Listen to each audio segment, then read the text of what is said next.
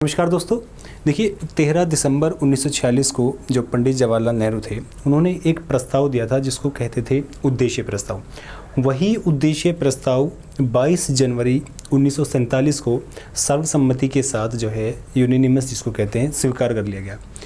वो उद्देश्य प्रस्ताव जो बना या आधार बना उसी का संशोधित रूप प्रस्ताव का जो संशोधित रूप था वो स्वीकार किया गया हमारे संविधान की प्रस्तावना के रूप में। अभी प्रस्तावना क्या है? प्रस्तावना जैसे कोई भी हम पुस्तक लिखते हैं, चाहे वो संवैधानिक पुस्तक हो या किसी भी हो, या कोई हम थ्योरी लिखते हैं, कोई थीसिस लिखते हैं, तो उस थीसिस का उस पुस्तक का जो सारा कंक्लूड है किसी एक वक्तव्य में, एक पेज के सार में जो बता देना जो है, जिसको हम उसका सार बताते हैं, उसका उद्देश्य बताते हैं, उसी को बोलते हैं प्रस्तावना।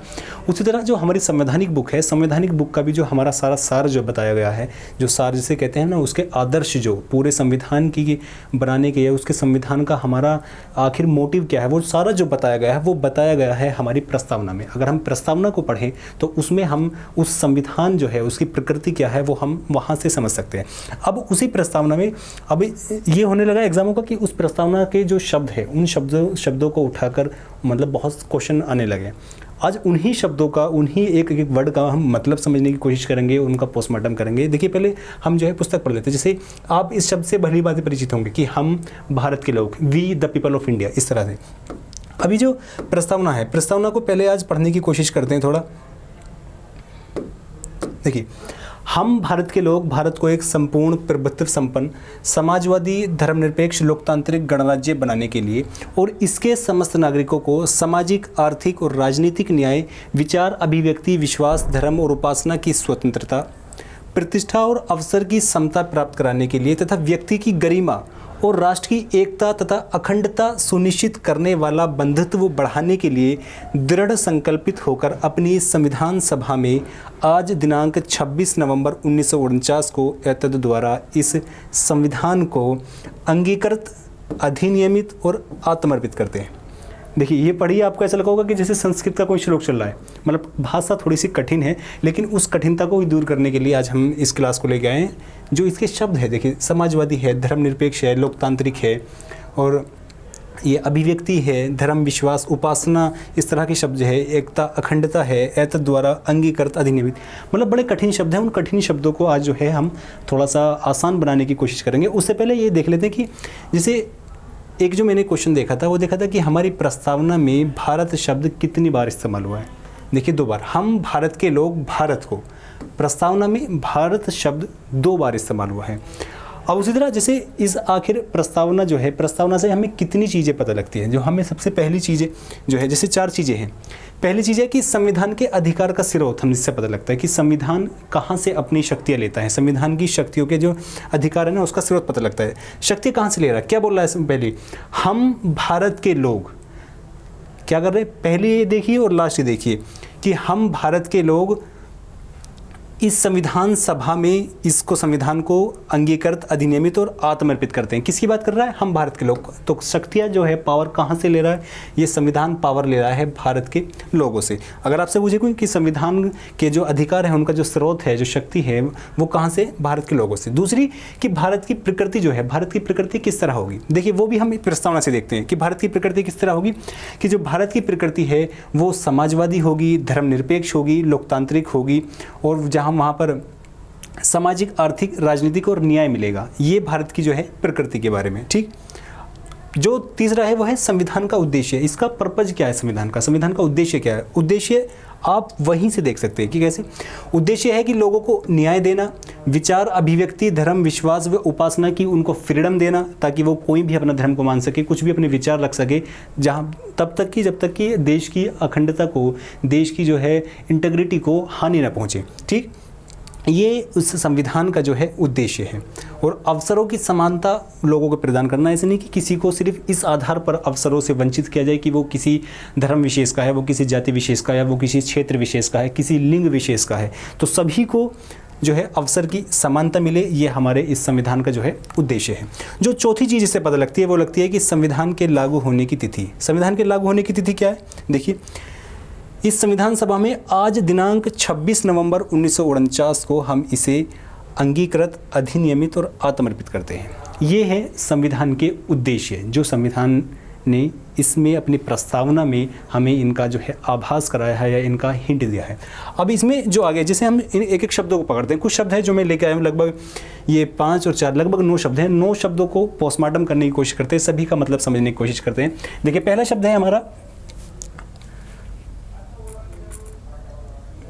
देखिए पहला हमारा शब्द है सॉवरेनिटी, संप्रभुता। संप्रभुता का बेसिकली मतलब यह है कि हमारा देश किसी अन्य देश पर, अन्य देश की विचारधारा पर या अन्य देश की पावर पर निर्भर नहीं है। जैसे डोमिनियन में होता था कि डोमिनियन में कुछ पावर जो है हमारे पास होती थी और बाकी पावर जो है जिसके हम डोमिनियन होते थे उसके मतलब होते हैं कोई भी देश उसके हाथ में होती है। हमारा ऐसा कोई नहीं है कि हम अपनी विदेश नीति से संबंधित फैसले, हम अपनी आर्थिक नीति से संबंधित, गृह नीति से कुछ भी फैसले हम स्वतंत्र रूप से ले सकते हैं। हम चाहे अपने देश का हिस्सा किसी अन्य देश को दे सकते हैं, जैसे हमने बैरूबाड़ी में किया था। हम चाहें तो किसी अन्य देश को या अन्य क्षेत्र को अपने देश में शामिल कर सकते हैं, जैसे हमने सिक्किम वाले उसमें किया था। ठीक है, ये होती है सॉवरेनिटी, यानी कि हम अपने फैसले के लिए खुद जिम्मेदार हैं, कोई कि अन्य देश के प्रभाव पर या अन्य देश जो है हम पर अपने फैसले नहीं थोप सकता है। ठीक, दूसरा शब्द है समाजवादी। देखिए समाजवादी थोड़ा सा गहरा शब्द है। गहरा कैसे? समाजवादी विचारधारा जो, जैसे आपने बहुत सारी पार्टियों का नाम भी सुना होगा, बहुजन समाजवादी पार्टी या समाजवादी जो विचारधारा है उसको भी मतलब 2 पार्ट्स में विभाजित कर दिया गया। कैसे? एक समाजवादी होती है जो लोकतांत्रिक समाजवाद है,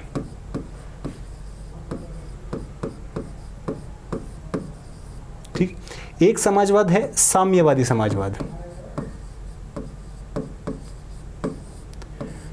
बेसिकली समाजवादी का जो शब्द है, अर्थ है, वो समाजवादी विचारधारा का अर्थ ही जो है या जो मोटिव है वो ये है कि जो उत्पादन के साधन हैं, जैसे कुछ कंपनियां हैं, कोई भी कंपनी हो सकती है, कोई सर्विस हो सकती है, वो सभी जो है उस देश की सरकार के हाथ में हों। यानी कि जो निजी संपत्ति होती है, जो प्राइवेट संपत्ति होती है, उसको यहाँ पर समाजवादी विचारधारा वाले देशों में मना किया जाता है। लेकिन जैसे जब से दुनिया का एकीकरण शुरू हुआ, जैसे ग्लोबलाइजेशन शुरू हुआ, जैसे हमारे यहाँ पर LPG रिफॉर्म आया 1991 में, उसके बाद से समाजवादी विचारधारा जो है थोड़ी वो कम होने लगी, क्योंकि समाजवादी जो LPG है, LPG में प्राइवेट संस्था को मौका दिया जाता है। जैसे आप जानते हैं कि हमारे यहाँ पर BSNL भी कार्य कर रही है, जो सरकारी स्वामित्व वाली कंपनी है, और हमारे यहाँ पर रिलायंस भी कार्य कर रही है, हमारे यहाँ पर जियो जो रिलायंस जियो है वो भी कार्य कर रही है, और यहाँ पर एयरटेल, वोडाफोन, यानी कि प्राइवेट भी कार्य कर रही है और हमारे यहाँ पर सरकार भी कार्य कर रही है। तो उस तरह के समाजवाद को कहा जाता है लोकतांत्रिक समाजवाद, यानी कि जहाँ पर प्राइवेट संस्था भी कार्य करे और सरकारी संस्था भी कार्य करे, उसको लोकतांत्रिक समाजवाद कहते हैं। और जो साम्यवादी समाजवाद होता है उसमें सिर्फ सरकारी कंपनियां कार्य करती है, वहाँ पर निजी संपत्ति की जो है बिल्कुल मनाही होती है। तो ये होता है समाजवाद। एक शब्द है धर्मनिरपेक्ष। धर्मनिरपेक्ष का मतलब है कि हमारे देश का कोई भी धर्म जो है मतलब नहीं है, ऑफिशियल धर्म जो, जैसे पाकिस्तान का धर्म है इस्लाम, जैसे Islamic Republic of Pakistan, Iran का धर्म है इस्लाम, लेकिन हमारे देश का कोई भी धर्म नहीं। ऐसे नहीं कि यहाँ पर बहुसंख्यक जो है, जैसे बहुसंख्यक जो सनातन संप्रदाय है, सनातन धर्म है, अब ऐसा नहीं कि हम उसको यहाँ, वो हमारे यहाँ का ऑफिशियल रिलीजन है, बेशक वो बहुसंख्यक लोगों का धर्म है, लेकिन ऐसा नहीं कि संविधान ने उसको ऑफिशियल धर्म के रूप में स्वीकार किया, जैसे पाकिस्तान ने इस्लाम को किया है। हमारे यहाँ का कोई धर्म नहीं है, हमारे यहाँ सभी धर्म जो है संविधान के अनुसार समान है, राज्य का कोई धर्म नहीं है, उसी को बोलते हैं धर्मनिरपेक्ष, यानी कि हम सेक्युलर है, हमारा कोई धर्म नहीं है। दूसरा है लोकतांत्रिक, डेमोक्रेसी। डेमोक्रेसी का साधारण सा मतलब ये है कि जो पावर है, जो अल्टीमेट पावर है, वो पावर है जनता के हाथ में। जैसे आज सरकार कोई चुनी गई, अगर जनता को लगता है कि उसने कार्य अच्छा नहीं किया, तो जो 5 साल बाद वो चुनाव होने वाले हैं उसमें जनता चाहे तो उस सरकार को वोट ना करके हटा सकती है। तो अल्टीमेट पावर किसके हाथ में है? जनता के, क्योंकि वो चाहे तो सरकार को 5 साल बाद हटा सकती है। तो लोकतंत्र का यही बेसिकली मतलब है कि अल्टीमेट पावर जनता के हाथ में है। ऐसे नहीं कि बाबर आया, बाबर के बाद हुमायूं बन गया, हुमायूं के बाद जो है अकबर बन गया, ऐसा नहीं। सिर्फ जनता के हाथ में पावर है, वो वोटिंग से चाहे तो उस देश की सत्ता को चेंज कर सकती है, इसी को बोलते हैं लोकतंत्र। जो नेक्स्ट शब्द है वो है हमारा गणतंत्र। गणतंत्र का मतलब जो है वो ये है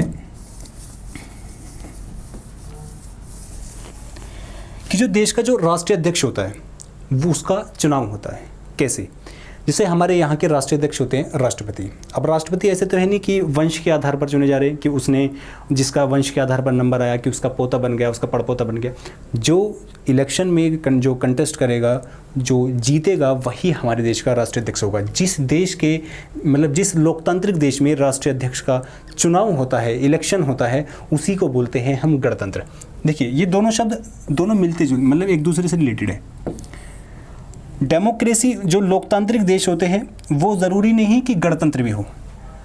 जैसे हमारा देश लोकतांत्रिक तो है, हमारा देश लोकतांत्रिक है, साथ ही हमारा देश गणतंत्र भी है, क्योंकि हमारे देश के राष्ट्रीय अध्यक्ष क्या होता है, चुनाव होता है। जैसे हम 26 जनवरी को रिपब्लिक डे मनाते हैं। लेकिन कुछ देश ऐसे हैं जो लोकतांत्रिक होने के बावजूद गणतंत्र नहीं है, रिपब्लिक नहीं है। जो डेमोक्रेसी तो वहाँ पर है लेकिन वो रिपब्लिक नहीं है। कैसे? जैसे इंग्लैंड में आप देखते हैं, ब्रिटेन में लोकतंत्र है, वहाँ पर जनता चाहे तो सरकार को ख़त्म कर सकती है 5 साल के बाद, जो भी इलेक्शन का टाइम है उनका, ठीक है।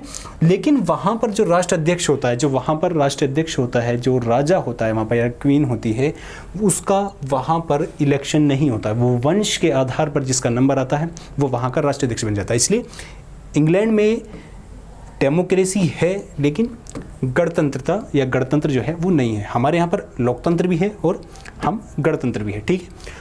जो इसमें और इम्पोर्टेंट शब्द है प्रस्तावना में है वो है न्याय। न्याय का बेसिकली मतलब ये है कि सभी लोगों को, हर धर्म के लोगों को, हर जाति, हर संप्रदाय, हर क्षेत्र के लोगों को न्याय जो है सुनिश्चित कराना हमारे संविधान में जो है सरकार का या सिस्टम का जो है वो उत्तरदायित्व है।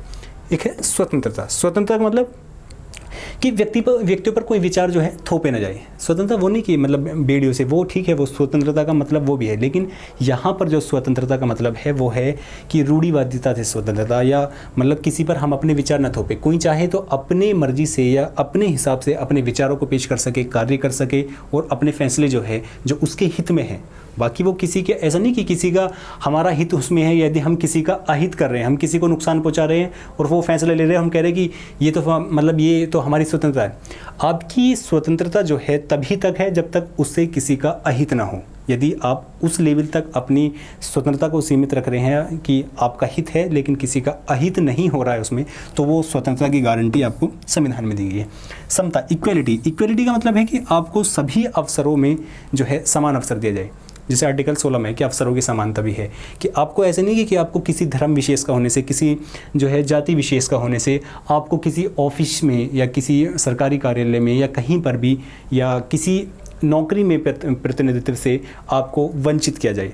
उसी को बोलते हैं समता, इक्वलिटी। ये है बंधुत्व। बंधुत्व मतलब एक तरीके से भाईचारे की भावना को बढ़ाना, और भाईचारे की भावना को भी तब तक ही बढ़ाने के लिए प्रयास करना जब तक कि राष्ट्र की, जो देश की एकता और अखंडता है, उस पर आंच न आने पाए। जैसे आर्टिकल जो 51 का क्या है, जो आर्टिकल 51 की क्या है, जिसमें फंडामेंटल राइट्स है, फंडामेंटल राइट्स में भी इसका जो भाईचारा है, भाईचारे की भावना को बढ़ाने का जो कर्तव्य है वो हम पर जो है हमारा उत्तरदायित्व है एक तरह से। ये थे जो इसमें महत्वपूर्ण शब्द थे। अब इसमें जो कुछ ऐसे चेंज हुए, जैसे कुछ इसमें संशोधन के रिलेटेड या कुछ ऐसे हुए जो इसमें कुछ शब्द प्रस्तावना में नहीं जोड़े गए, उनके बारे में। जब ये संविधान बना तो प्रस्तावना को संविधान के बनने के बाद इसमें शामिल किया गया था। संविधान पूरा कंप्लीट हो गया था तब इस प्रस्तावना को शामिल किया गया था। तो उसी से संबंधित एक विवाद का जन्म हुआ। विवाद का जन्म बेसिकली ये था कि कुछ लोग कहते थे कि प्रस्तावना संविधान का हिस्सा है, कुछ लोग कहते थे कि संविधान का हिस्सा नहीं है। बैरूबाड़ी संघ केस आया 1960 में, जिसमें कहा गया कि प्रस्तावना संविधान का हिस्सा नहीं है, और जब हिस्सा नहीं है तो इसमें ये निर्णय दिया गया कि जब ये हिस्सा ही नहीं है तो आर्टिकल 368 में जो संविधान में कॉन्स्टिट्यूशन जो अमेंडमेंट होता है कि उसके अनुसार इसको हम संशोधित नहीं कर सकते, इसमें हम कोई छेड़छाड़ नहीं कर सकते इसमें प्रस्तावना में। लेकिन 1973 में जो केशवानंद भारती वर्सेस केरला वाला जो मामला आता है, जिसमें बेसिक स्ट्रक्चर, जो मूल ढांचा है, उसके बारे में वर्णन आता है, उसमें कहा गया कि ये संविधान का हिस्सा तो है ही, ऐसा नहीं कि इसको संविधान लागू होने के बाद इसको स्वीकार किया गया तो ये संविधान का हिस्सा नहीं है, कि ये संविधान का हिस्सा तो है, साथ ही ये संविधान का बेसिक स्ट्रक्चर है, बहुत महत्वपूर्ण हिस्सा है, कि इसमें आप संशोधन तो कर सकते हैं क्योंकि संविधान का हिस्सा है, लेकिन इसमें संशोधन आप तभी तक कर सकते हैं जब तक आप उसके मूल ढांचे में या बेसिक स्ट्रक्चर में जो है छेड़छाड़ ना करें। उसी आधार पर, उसी को ध्यान में रखते हुए एक कॉन्स्टिट्यूशन अमेंडमेंट आया, 42वां कॉन्स्टिट्यूशन अमेंडमेंट 1976 में, जिसमें 3 शब्द थे जो जोड़े गए, समाजवादी, धर्मनिरपेक्ष और अखंडता। जो प्रस्तावना संविधान के टाइम पर स्वीकार, संविधान बनने के टाइम पर स्वीकार की गई थी, उसमें ये 3 शब्द बेसिकली नहीं थे। ये 3 शब्द 1976 में ऐड किए गए। कौन कौन से? समाजवादी, धर्मनिरपेक्ष और अखंडता। देखिए कहाँ पर, देखिए एक ये शब्द समाजवादी, एक ये धर्मनिरपेक्ष और ये अखंडता। ये 3 शब्द जो है बाद में स्वीकार किए गए हैं। संविधान के लागू होने के समय प्रस्तावना में ये शब्द नहीं थे। अगर आपसे पूछे कोई कि जो संविधान का मूल संविधान था, क्या उसमें इन शब्दों का उल्लेख मिलता है, तो हमारा आंसर होगा कि नहीं मिलता है। ठीक है, ना समाजवादी का मिलता है, ना धर्मनिरपेक्ष मिलता है, ना अखंडता मिलता है। लेकिन यदि कोई आज पूछे कि आज के संविधान में क्या इन शब्दों का उल्लेख है, तो यस, हाँ, इन शब्दों का उल्लेख है। अब आप ये कह सकते हैं कि एक सवाल यहाँ पे ये उठ सकता है कि यदि संविधान, मतलब केशवानंद भारती में ये कहा गया कि इसमें संशोधन नहीं हो सकता है, तो ये संशोधन क्या, कैसे? बेसिकली उन्होंने वर्णन किया था कि मूल ढांचा जो है, जो बेसिक स्ट्रक्चर है, यदि उसकी बेसिक स्ट्रक्चर से आप छेड़छाड़ करोगे तो उस संशोधन को सुप्रीम कोर्ट जो है ख़त्म कर सकता है, उसको डिनाई कर सकता है उसको। लेकिन यदि उसके हम बेसिक स्ट्रक्चर में छेड़छाड़ ना करें और कोई संशोधन उसमें सरकार करती है तो वो योग्य है या अलाव है। ठीक है, अब इससे रिलेटेड कुछ ऐसे 2-3 क्वेश्चन हैं जो मतलब इससे प्रस्तावना से रिलेटेड कुछ ऐसे क्वेश्चन हैं जो साधारण रूप से किसी न किसी एग्जाम में घूमते रहते हैं। 2-3 क्वेश्चन हैं, उनको देख लेते हैं। एक है कि संविधान के अनुसार भारतीय, देखो यहाँ पे लोकतंत्र है,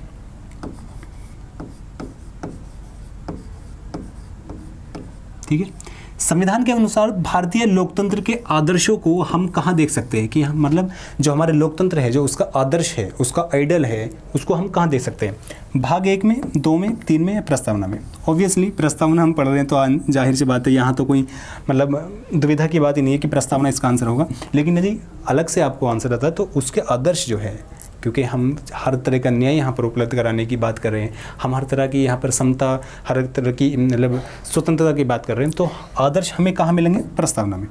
देखिए दूसरा क्वेश्चन, संविधान बनाते समय, यानी कि जब संविधान बन रहा था, कौन से आदर्श थे जो इसमें शामिल नहीं थे? देखिए बात ये नहीं है, यानी कि जब हम संविधान को बना रहे थे तब ऐसे कौन सी चीज़ थी, कौन से शब्द थे, कौन से आदर्श थे जो उस टाइम पे शामिल नहीं थे, बाद में उनको जोड़ा गया। देखिए बाद में हमने कौन कौन से शब्द जोड़े? समाजवाद,